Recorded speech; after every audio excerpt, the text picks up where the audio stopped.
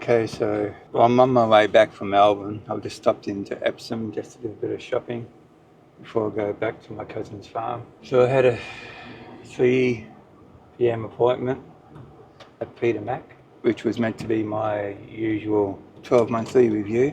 But obviously the circumstances have changed because I've recently been diagnosed with another cancer, but they're still trying to determine what type of cancer it was. So I had a word to my specialist and I mentioned that bone marrow biopsy and the lymph node biopsies were non-diagnostic, and he told me that the reason they're non-diagnostic is because when I looked at the samples, they were all T-cell lymphoma. Because when I was originally diagnosed back in 2020, they were B-cell lymphomas, and he said that the samples that they took had no B cells at all, nothing at all, and normally there should be a mixture. But so he's thinking that that possibly the lymphoma that I originally had has mutated into the T cells, so it's gone from B cell to T cell. They've got to do a keyhole biopsy, keyhole surgery, to take a bigger sample just to clarify that, because he said the samples that they did take might have been a bit small, which is why they couldn't find any, possibly why they couldn't find any small B cell cells. They had a blood test done today and he's going to do some genome sequencing or something to see if you can see any changes, whether the T cells have transmuted or mutated from a B cell. So today is Wednesday the 12th.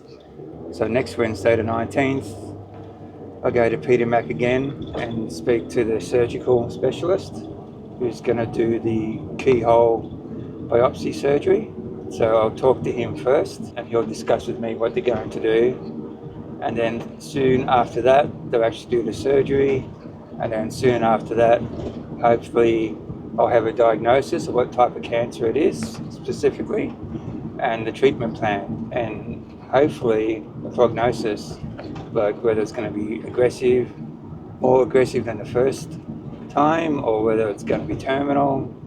Got no idea, so I'm still in limbo. I guess one way it's nice to know that I'm unique. Apparently it's very rare from what I've researched since I found out this afternoon until now.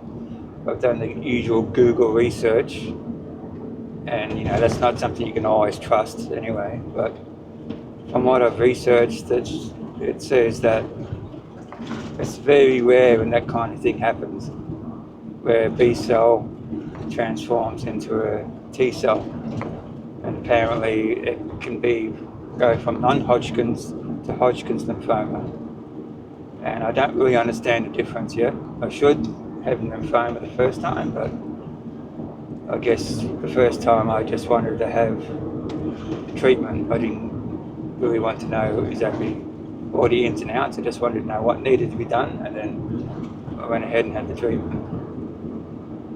So that's where I'm at. I'm on my way back to the farm with some more pet food for Joe, some snacks for myself. It's been a long day of driving, 3.5, 4 hours there and the same back. I think I'll just let Joe out of his enclosure. Hopefully he hasn't been too stressed today. I left a lot of fans on his enclosure so that he'd stay cool, because today it was supposed to be 35 degrees Celsius. I'll let him run loose for a bit, being a full moon, so he can have a bit of freedom, a bit of a play, and then I'll go to bed. Because last night I think I only slept 1.5 hours, didn't fall asleep till about 5ish in the morning, and I woke up at 7:30. But anyway, tomorrow is another day.